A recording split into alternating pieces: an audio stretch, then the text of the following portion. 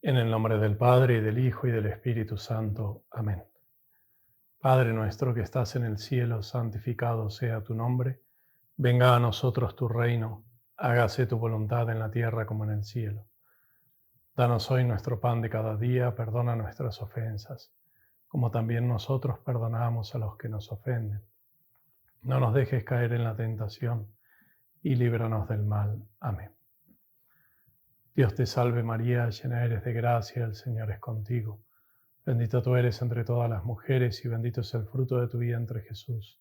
Santa María, Madre de Dios, ruega por nosotros pecadores, ahora y en la hora de nuestra muerte. Amén. En nombre del Padre, y del Hijo, y del Espíritu Santo. Amén. Estamos considerando hoy esa imagen de los cuatro seres vivientes que San Luis María Griñón de Montfort aplica a los misioneros de los últimos tiempos. Y nos toca ahora considerar el tercero, que es el león.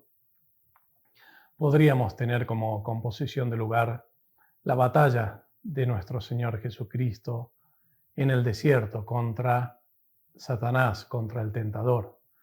Por ejemplo, en el capítulo 4 de San Lucas. El Espíritu lo llevó al desierto.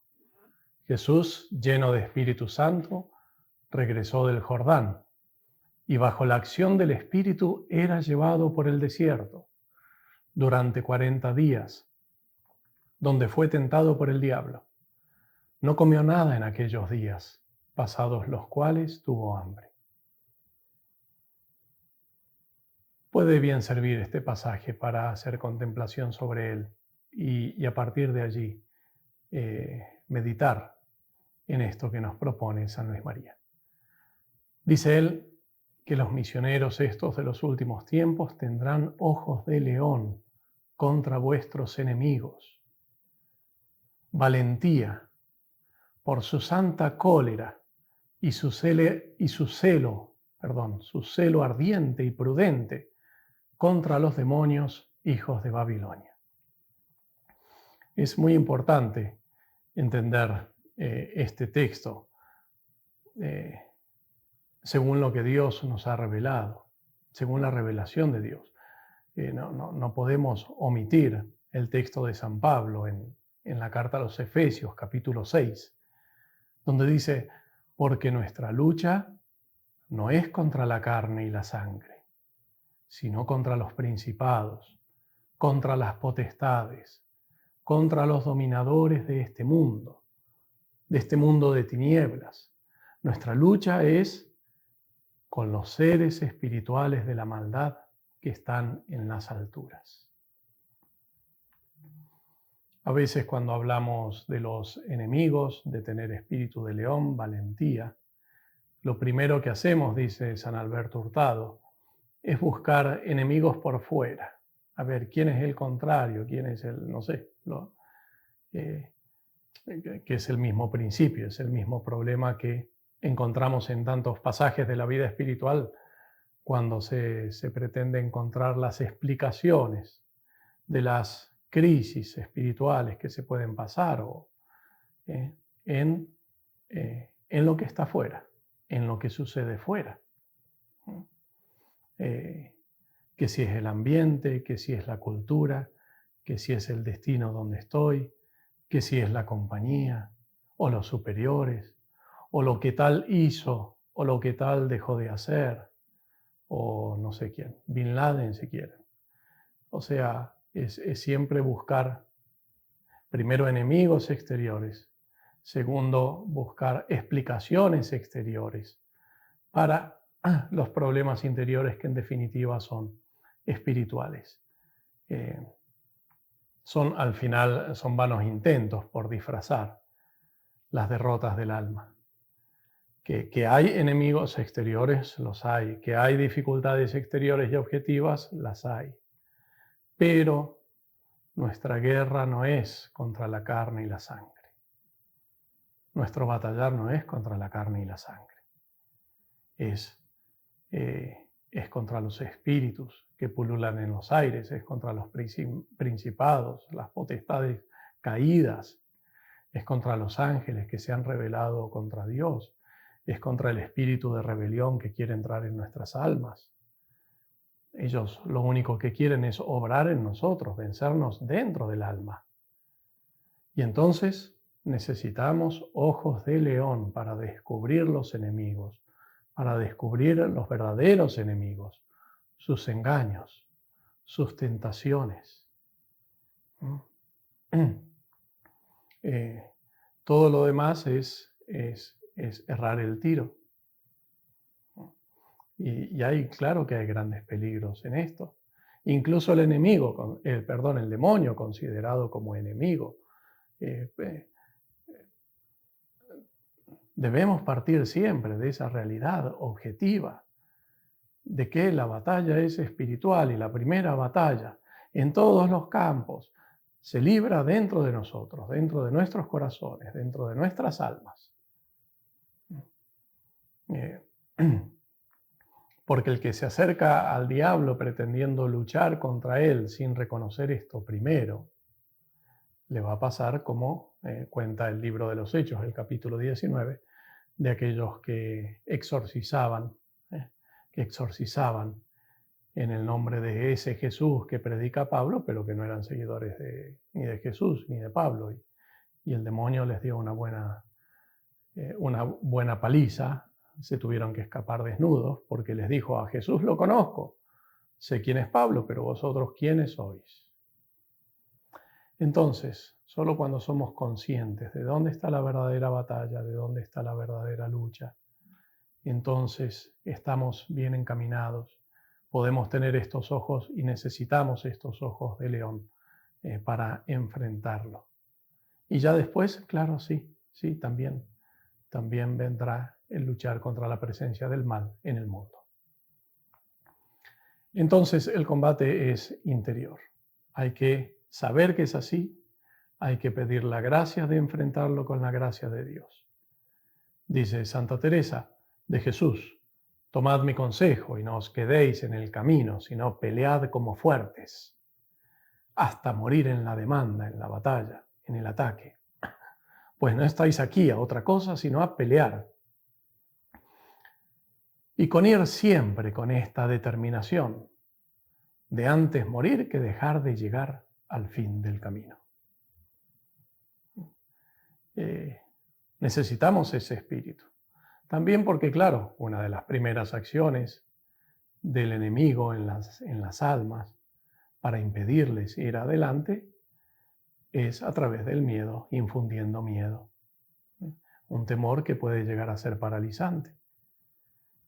Y entonces tenemos que tener esta confianza, este espíritu de pelear con fortaleza en contra de los enemigos del alma.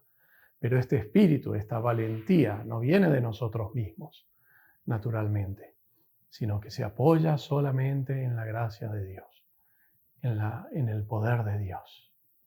La valentía del corazón y el hecho de que uno desprecie todos los peligros proceden de una de estas dos causas: o de la dureza de corazón o de una gran fe en Dios.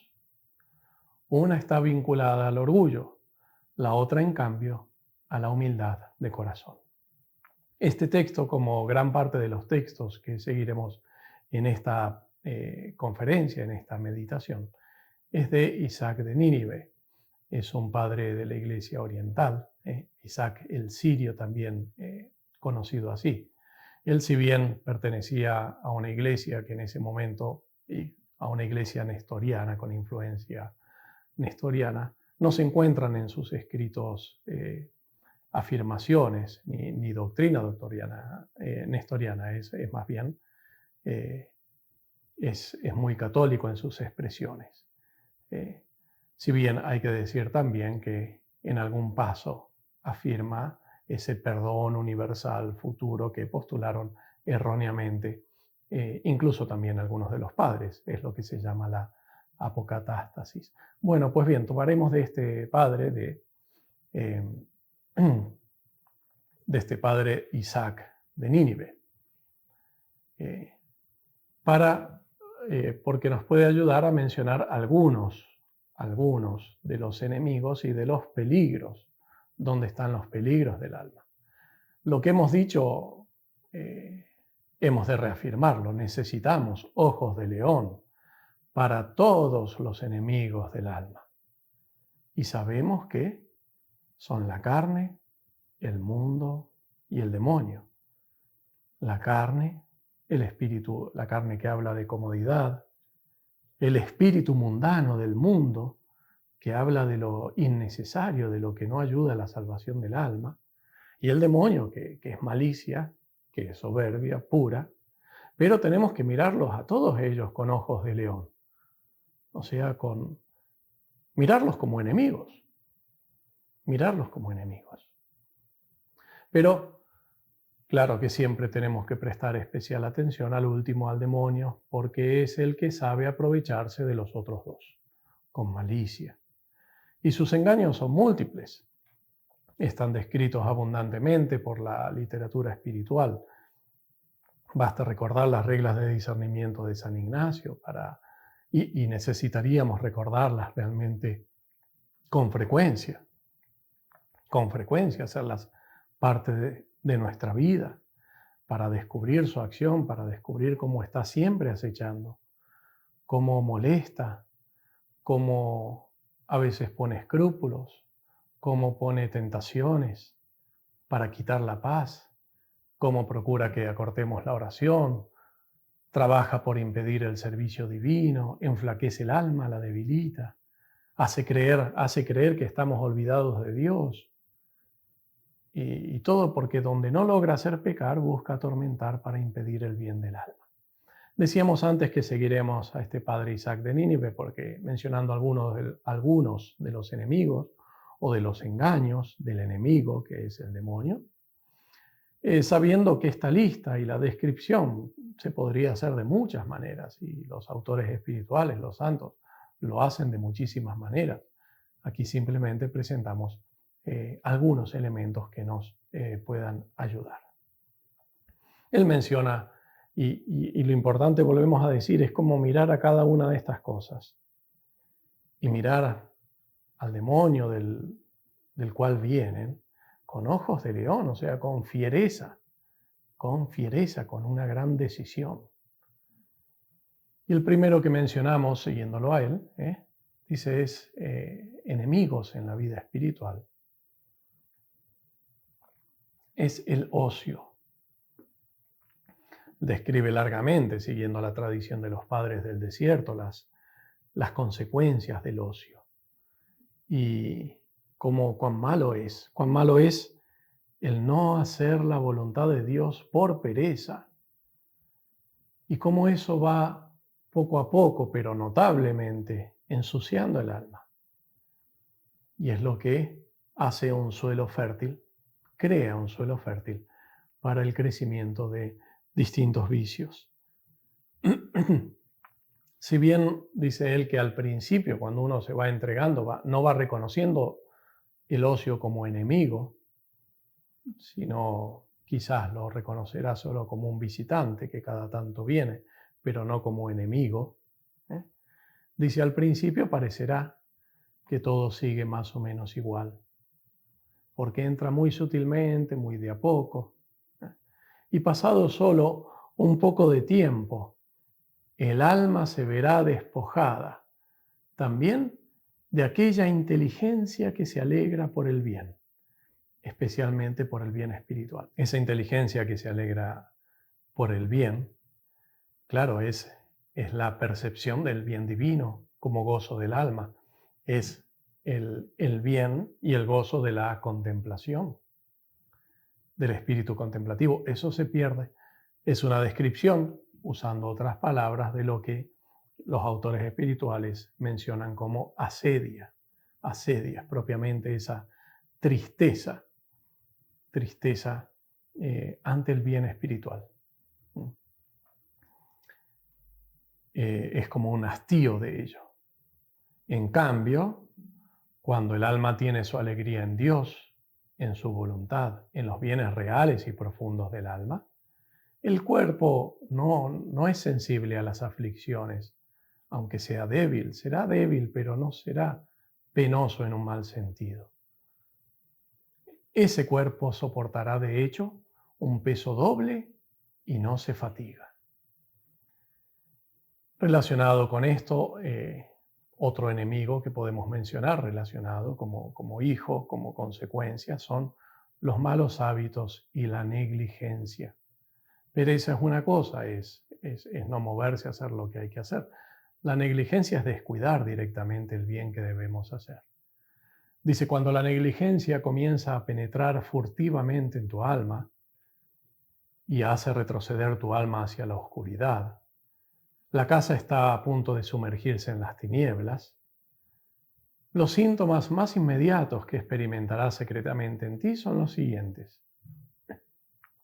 Sentirás que estás enfermo en tu fe, que vuelves a desear las cosas visibles, que disminuye tu confianza. Pensarás que tu prójimo te hace daño, te sentirás lleno de acusaciones, en la boca y en el corazón, en contra de todas las cosas, en contra de todos los hombres e incluso en contra del Altísimo. Tendrás miedo de todo lo que causa pena o daño al cuerpo, de manera que te dominará cada vez más la pusilanimidad. En ocasiones tu alma se verá presa del miedo. Es una descripción de lo que, siguiendo a San Ignacio, podríamos llamarla desolación culposa, es decir, aquella que tiene una causa culpable, aquella que tiene una causa responsable por abandonar el combate espiritual. Es claro que en este texto no está hablando de verse tentado sobre todas estas cosas, que es esperable que suceda, que aparezcan estas tentaciones o a veces las noches o purificaciones traen este tipo de pruebas. Pero no, aquí hablamos de, como hemos dicho, de esa desolación que es una asedia que tiene una causa responsable. ¿Por qué? Porque no es solo que estas cosas han tentado, sino se les ha dado lugar en el alma. Se les ha dado lugar en el alma. Son los espíritus que habitan el alma.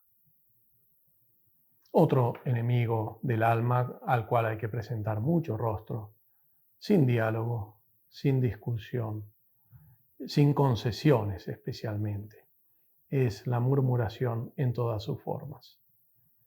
Dice él, lo que hace que la gracia de Dios siga viniendo al hombre es un corazón que tiende a la continua acción de gracias.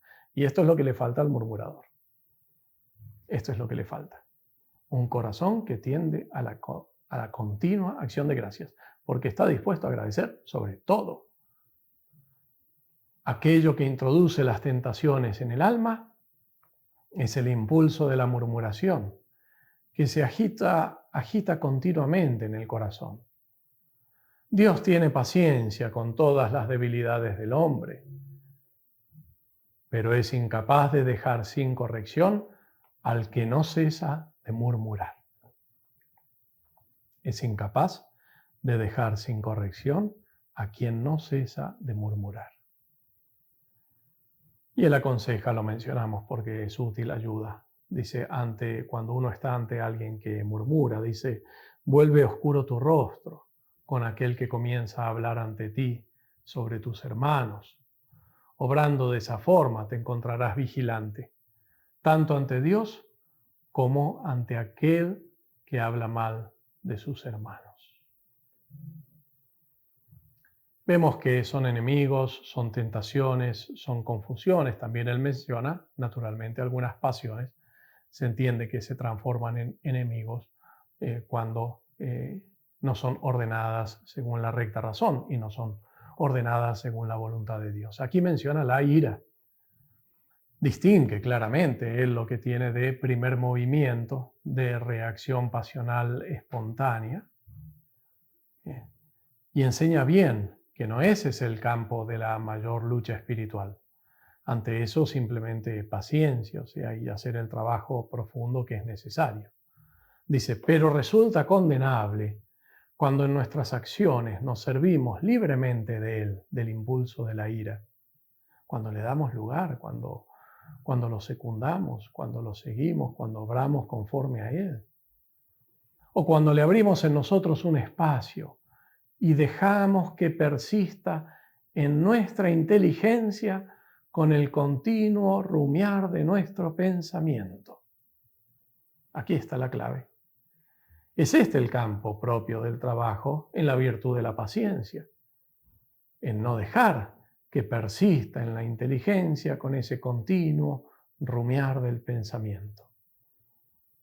Cuando llega a alguna palabra insensata con el fin de ofender, la frecuencia de la ira, o sea, cuando ya es ira consentida y que se expresa en actos o en palabras, la frecuencia de la ira, su facilidad y su persistencia son signos de una grave enfermedad del alma.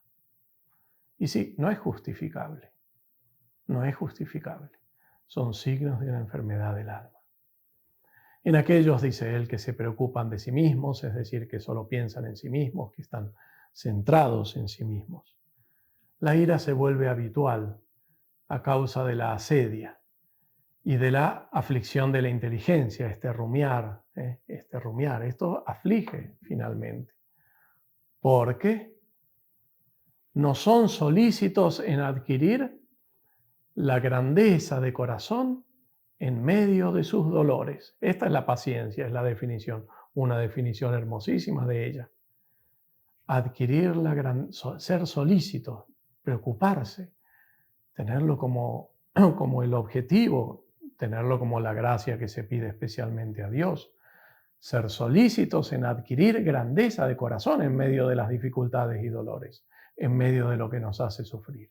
Y así, en lugar de aprovechar esas dificultades, se descarga la ira.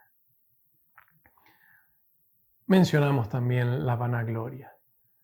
Cuando la vanagloria es una imaginación corporal, nos impulsa hacia la pasión de la lujuria.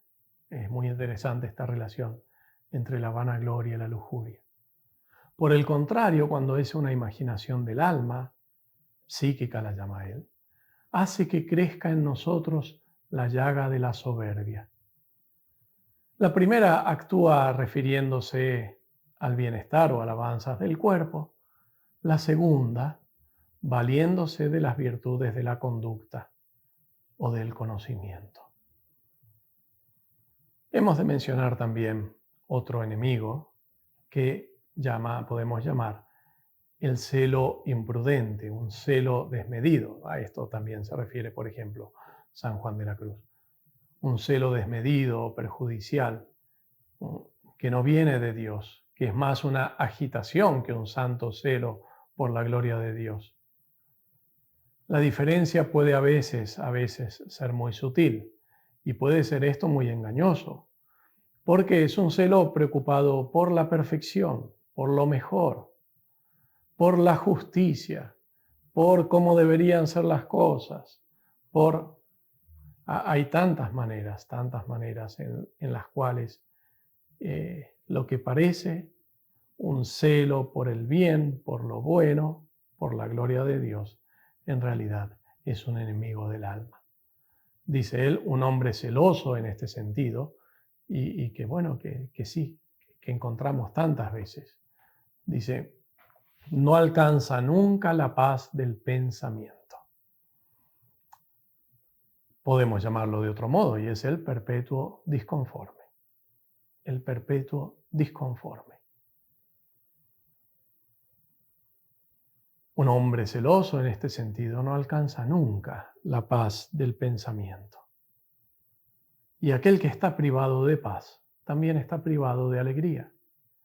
Si se dice en efecto que la paz del pensamiento es la salud completa, este celo es lo opuesto a esa paz, a esa salud. Aquel que es movido por el celo malo sufre por tanto una gran enfermedad. Mira, hombre, mientras piensas que diriges tu celo en contra de la enfermedad de los demás, estás en realidad expulsando la salud de tu alma.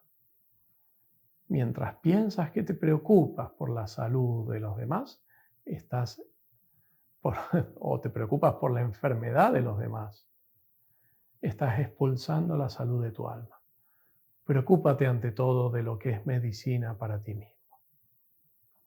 Pues bien, sigue diciendo, si aún deseas curar las enfermedades, si aún estuvieras ante enfermedades realmente serias, objetivas y muy consideradas y vistas ante Dios, ten en cuenta que los enfermos tienen necesidad de medicina más que de reproches. Por esto este celo no es un tipo de sabiduría, sino que es una de las enfermedades del alma. Es decir, como una estrechez de la inteligencia. Magnífica definición. Como una estrechez de la inteligencia y como una gran ignorancia.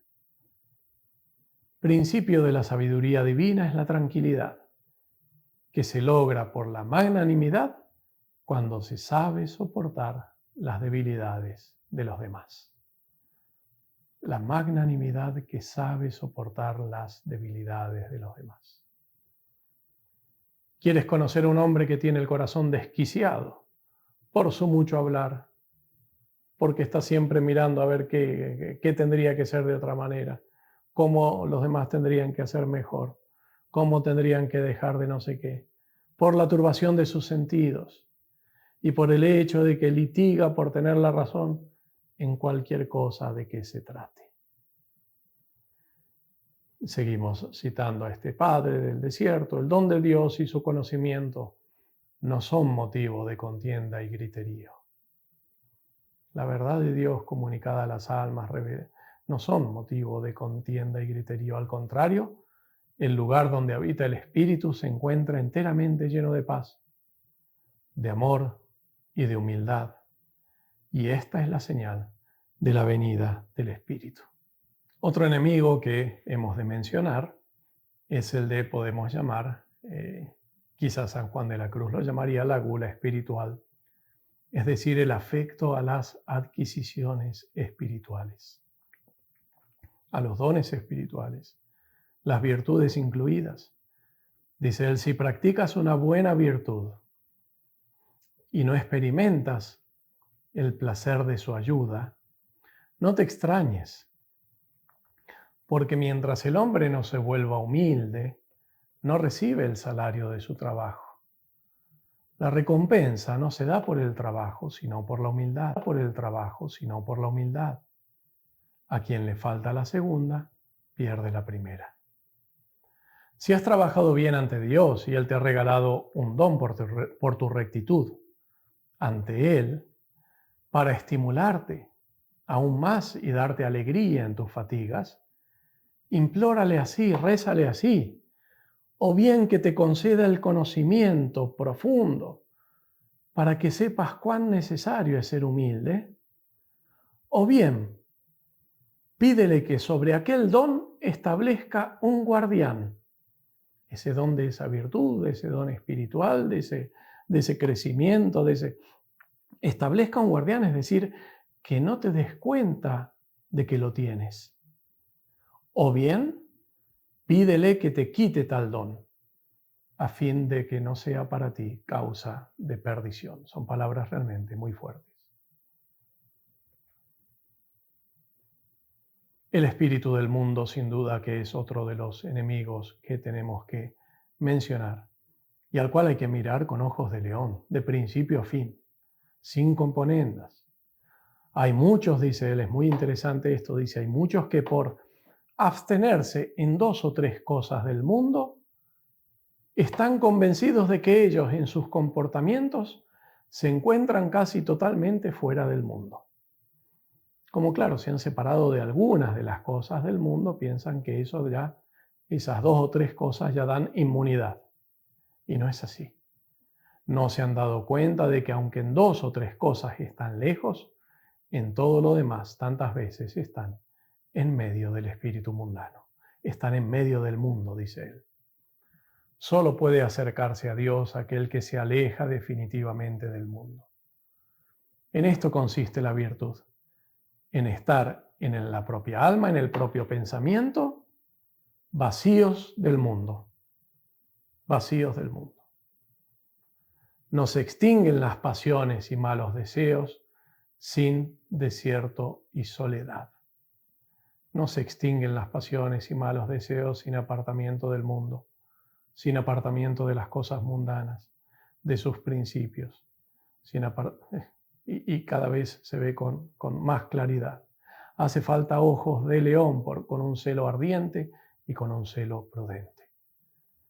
Por todo esto, para quienes llevamos años en la vida religiosa, cada vez se hacen más necesarias las reglas de discernimiento de primera semana y también las de segunda semana.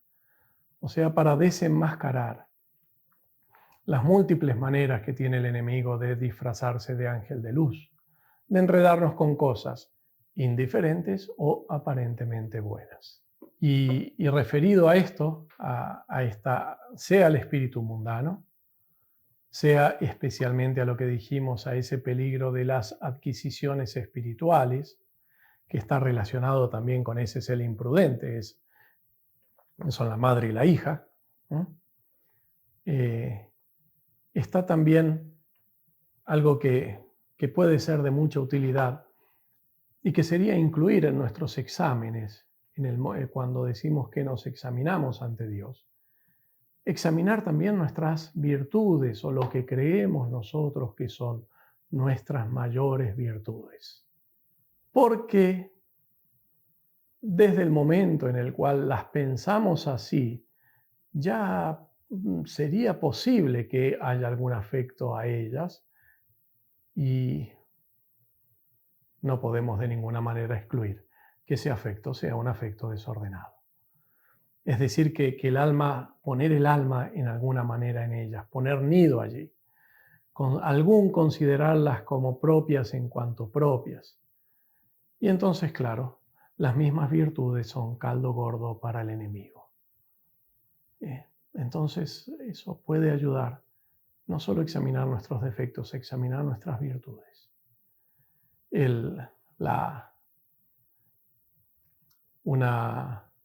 Una prueba, una prueba, diría, clara de que esto está sucediendo es cuando lo que consideramos que son nuestras propias virtudes se transforman en armas arrojadizas en contra de los demás. No pienses que porque en aquel, tu vecino, no relucen las virtudes que tú piensas, no será él precioso delante de Dios por lo que tú no piensas. Esto es de San Juan de la Cruz. Examinemos, según esto, nuestros juicios sobre los demás, sobre los cercanos, las cosas que eso consideramos falta de virtud, ¿no? Porque hay mucho para crecer en esto.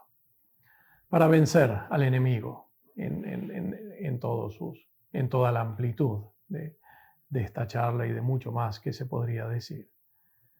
Confianza. Es una confianza activa, una confianza eficaz, una confianza que pone manos a la obra, que pone los medios necesarios para recibir la protección y la ayuda divinas. San Juan de la Cruz dice, de cuya fortaleza del demonio, la fortaleza del demonio está hablando, también dice el profeta Job que no hay poder sobre la tierra que se compare a este del demonio, que fue hecho de suerte que a ninguno temiese. Esto es, ningún poder humano se podrá comparar con el suyo. Así, solo el poder divino basta para poderle vencer. Sola la luz divina para poder entender sus engaños, sus ardides. Por lo cual el alma que hubiere de vencer su fortaleza, vencerla, no podrá hacerlo sin oración, ni podrá entender sus engaños sin humildad y mortificación. Oración, humildad y mortificación, como un espíritu concreto, continuo, personal. Es decir, mortificar el propio modo de ver, la propia voluntad, el propio gusto, el propio honor. Es una confianza, entonces, determinada a ir por el camino del Señor, una confianza determinada a ir por el camino de la cruz, porque sabe que allí está nuestra medicina, nuestra protección y nuestra salvación. También porque es a lo que el enemigo más le teme. Dice Santa Teresa, gran fundamento es, para librarse de los ardides y gustos que da el demonio, el comenzar con determinación a llevar el camino de cruz desde el principio. Ahora sí, para terminar, ahora sí que podemos decir algo sobre el reconocer también la obra del enemigo fuera de nosotros. Entonces sí, con la gracia de Dios, según las misiones que Él nos da, según el lugar en el que Él nos pone, según las circunstancias en las cuales nos coloca, debemos luchar contra el mal fuera de nosotros en todas sus formas. Tiene que dolernos el dominio del enemigo sobre las almas y dolernos especialmente el camino hacia ello, que es la mentira y la confusión. La confusión es lo que lleva a las almas por el camino equivocado. Y entonces, claro, desde aquí, ese rezar, reparar, vencer primero en la oración, vencer primero ante Dios con nuestra súplica. Y entonces sí, poder discernir, reconocer la acción del Espíritu también alrededor nuestro. En este sentido es necesario, es importantísimo reconocer la amplitud de los efectos de la acción del mal espíritu y cuando se crea eso que técnicamente se llama mal espíritu. Cuando decimos que hay un mal espíritu rondando, no es una metáfora, no es una comparación poética, es una realidad teológica. Es una realidad teológica. Hay espíritus dando vueltas y uno se da cuenta cuántas veces en un grupo, en una comunidad, en una, no sé, es como que se percibe un mal espíritu y que es todo el mismo, que se refiere a lo mismo. Tantas veces no reconocemos esos efectos, no luchamos por ello valientemente contra él. Y aquí el camino es eso, es primero examinarlo y descubrir esos enemigos en uno mismo. Pero también uno lo puede ver luego en las comunidades, en nuestras relaciones con los demás. Tenemos que tomar conciencia de las grandes batallas que mueve el mal espíritu, siempre, siempre. Hay periodos en los cuales se nota más, quizás en estos últimos tiempos, de tantas maneras, apelando a tantas sutilezas, pero utilizando siempre los mismos medios, todo para ir contra Dios, para atentar contra el ser humano, contra su dignidad, contra la familia, contra la iglesia y la fe, contra la claridad de la fe, contra la vida religiosa, contra los sacramentos, desdibujándola, contra los sacramentos, contra la devoción a la Virgen. Pero bueno, ante todo esto, no hay que maravillarse y no hay que temer. No hay que maravillarse, dice San Luis María, de las extrañas persecuciones y calumnias que se alzan y promueven contra los predicadores que han recibido el don de la palabra eterna, como deben serlo un día todos los hijos de María. La victoria siempre es de Cristo porque Él ya ha vencido al mundo. Gloria al Padre, y al Hijo, y al Espíritu Santo, como era en el principio, ahora y siempre, por los siglos de los siglos. Amén.